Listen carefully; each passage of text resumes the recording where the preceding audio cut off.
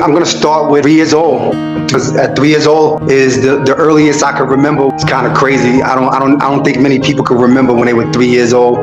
But I remember being taken into foster care when I was 3 years old. I even remember the street. I remember the house, the home that I was in. I was taken away from my mom, who was a heroin addict at the time. That home, I was there for 2 years until 5 years old, and I ended up going around a corner to another foster home.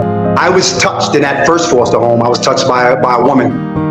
She was like in her 20s. I know many people could remember certain times, whether they opened up about these experiences or not, but I remember this woman touching me, in a sexual manner when I was 3 years old. Then 5 years old, it was a foster dude. I was 5 years old. So when I was 5 years old, around the corner, I was burned with cigarettes. I was locked in closets, had urine and feces thrown in my face. I was beaten, and my mother would come, she would pick me up, and we would run away.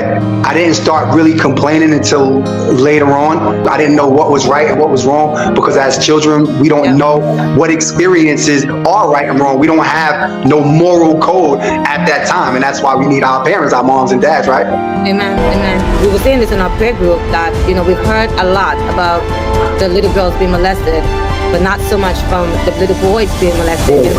We as parents, and then we train our girls, that they shouldn't be touched there and not to be touched in certain places. But when it comes to the boys, we have neglected that. So you coming back on and sharing this again, it's an eye opener that, hey, we need to be vigilant with both sex, both male and female.